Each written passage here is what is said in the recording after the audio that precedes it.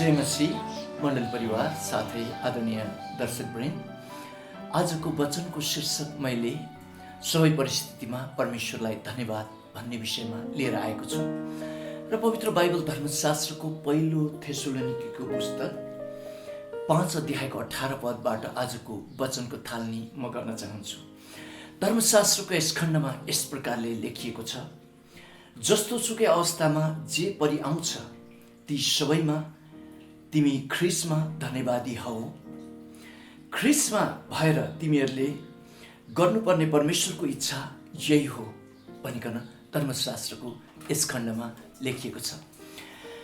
प्रिय दाजुभाइ दिदीबहिनीहरू, यो पवित्र बाइबल धर्मशास्त्रको यस खण्डले चाहिँ परमेश्वरको भाषा चाहिँ धन्यवादीपना हो भनेर चाहिँ बताउँदछ।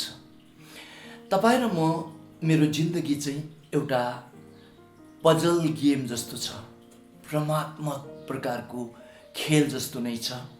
एकछिनपछि कस्तो कुरा आउँछ, एकछिनपछि कस्तो कुरा आउँछ तपाईँलाई थाहा हुँदैन, मलाई थाहा हुँदैन। तर पवित्र बाइबल धर्मशास्त्रले हामीलाई यो बताएको छ कि तर हामी सबै परिस्थितिमा धन्यवाद हुँदै जियौँ भने हामी धरतीमा विजय हुन्छौँ, स्वर्गमा पनि तपाईँको इनाम हुन्छ। र हामी पवित्र बाइबल धर्मशास्त्रको सुरुदेखि अन्तको सम्मको पुस्तकहरूलाई अध्ययन गरेर हेऱ्यौँ भने परमेश्वरले हामीले सबै परिस्थितिमा धन्यवाद दिँदै बाँचोस् भन्ने चाहिँ उहाँ चाहनुहुन्छ। अब्राहमलाई परमप्रभु परमेश्वरले एउटा प्रतिज्ञाको छोरा इसाक दिन्छु भन्नुभयो। 100 वर्षको उमेरमा मात्र प्रतिज्ञाको छोरा इसाक दिनुभयो। तर त्योभन्दा अगाडि नै परमप्रभु परमेश्वरले अब्राहमलाई आकाशतिर देखाउनु भएर भन्नुभएको थियो कि यो आकाशको ताराहरू तैँले गर्न सक्छस्, त्यत्तिकै ज्यादा तेरा सरसन्तानहरू हुनेछन् भनेर परमप्रभु परमेश्वरले भन्नुभएको थियो। तर 100 वर्ष पुग्दा मात्रै उहाँले प्रतिज्ञाको छोरा इसाकलाई दिनुभयो। तर पनि उहाँ आफ्नो जो प्रतिज्ञामा उहाँ प्रतिबद्ध हुनुहुन्थ्यो, उहाँले प्रतिज्ञाको छोरा इसाक दिएरै छोड्नुभयो र इसाक मार्फत नै अहिले धरती भरिएका इसाईहरू इसाककै सरसन्तानहरू हुन् भनेर पवित्र बाइबल धर्मशास्त्रले बताउँदछ। र अब्राहमलाई त्यो समय बुझ्नको लागि गाह्रो भयो प्रिय दाजुभाइ दिदीबहिनीहरू, र हामीले पनि भोगेका परिस्थितिहरू हामीलाई बुझ्नको लागि गाह्रो हुन सक्दछ। त्यस्तै गरेर हामीले इजरायलीहरूको विषयमा हामी हेर्न सक्दछौँ। मिश्रको दासत्वबाट उहाँलाई छुटकारा दिएर प्रतिज्ञाको भूमिमा 11 दिन मात्र लाग्दथ्यो त्यो जग्गामा पुग्नको लागि। तर परमप्रभु परमेश्वरले उनीहरूलाई 40 वर्ष लगाइदिनु, कारण परमप्रभु परमेश्वरले उनीहरूको मुखबाट धन्यवादीपना सुन्न चाहनुहुन्थ्यो। तर उनीहरू अधर्य भए, उनीहरू अधन्यवादी भए, जसको परिणामस्वरूप 2 जना जो धन्यवादी हुनेहरू यहोशू र कालेब, उनीहरू मात्र प्रतिज्ञाको भूमिमा प्रवेश गर्न सके, जसले पहिला लाल समुद्र तरेर आएका थिए। र धन्यवादीपना चाहिँ परमेश्वरको भाषा हो। परमेश्वरले धन्यवादीपनालाई चलाउनुहुन्छ। यरुसलेममा ठुलो सतावट भयो। प्रेरित लगायत प्रभुलाई विश्वास गर्ने सबै मानिसहरू त्यहाँबाट भागेर छरपष्ट, संसारभरि छरपष्ट भए। तर त्यही कुराबाट प्रभु येशूको विषयका प्रचार प्रसारहरू धरतीभरि नै छरियो भनेर चाहिँ बाइबल धर्मशास्त्रले बताउँदछ। यहुदा इस्करियोत चोर थियो, बाइबल धर्मशास्त्रले त्यही बताउँदछ। तर प्रभु येशूले उसैलाई नै पैसा रुपियाँको कोष समात्नको लागि थैली उसैको हातमा दिइदिनु भयो। र यो जो प्रेरितहरूलाई, चेलाहरूलाई बुझ्नको लागि गाह्रो परेको थियो होला। र साउल एउटा सतावट गर्ने व्यक्ति थिए, तर उनैको हातबाट पछि गएर 13 वटा नयाँ करारको पुस्तकहरू प्रभुले लेखाउनु भयो। र हामी धरतीमा के कुराहरू भइरहेको छ ती कुराहरू बुझ्दैन प्रियहरू। एउटा रातो गाईले हरियो घाँस खाएर सेतो दुध कसरी दिन्छ त्यो धरि हामीलाई थाहा हुँदैन। हाम्रो दिमाग सीमित छ, हामी सीमित कुराहरू मात्रै बुझ्दछौँ। तर परमेश्वरको तरिका चाहिँ हामीले उहाँलाई सबै परिस्थितिमा धन्यवाद दियोस् भन्ने चाहिँ उहाँको चाहना हो। यशायाको पुस्तक 55 अध्यायको 8 पदले भन्छ, मेरो गराई तिमीहरूको गराई होइन र मेरो इच्छा अर्थात् मेरो तरिका तिमीहरूको तरिका होइन भनेर चाहिँ उहाँले भन्नुभएको छ। र मैले एउटा आर्टिकल्स पढ्दै थिएँ। अमेरिकाको अलाबामा भन्ने राज्यमा सन् 1900 तिरको कुरा हो। त्यहाँका किसानहरूले कपासको खेती गर्दथे। मेक्सिकोबाट बाल्बी बल्स भन्ने किराहरू आएर चाहिँ त्यो कपासको खेतलाई खत्तमै पारिदियो र त्यहाँका किसानहरूले त हातमुख जोड्न पनि उनीहरूलाई गाह्रो भयो।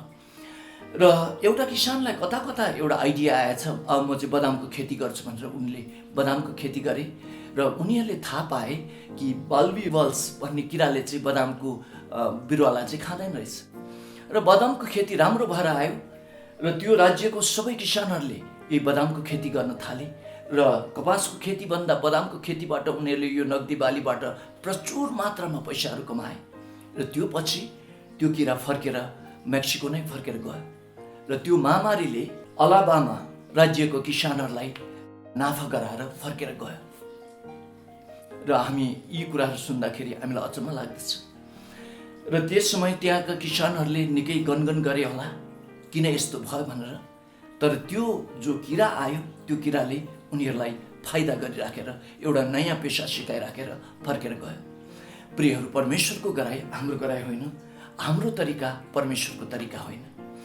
अर्को मैले एउटा सत्य घटना सुनेको थिएँ। एउटा अमेरिकी परिवार चाहिँ पेरु भन्ने देशमा मिसनरी भएर जानको लागि उहाँले प्रार्थना गर्नुभएछ र उहाँहरूले जागिर छोड्नु भएछ, आफ्नो भएको सरसम्पत्ति सबै बेच्नु भएछ, एउटा जिप लिएर र प्रभु येशूको फिल्म र प्रोजेक्टर किनेर उहाँहरू पेरुतर्फ लाग्नु भएछ।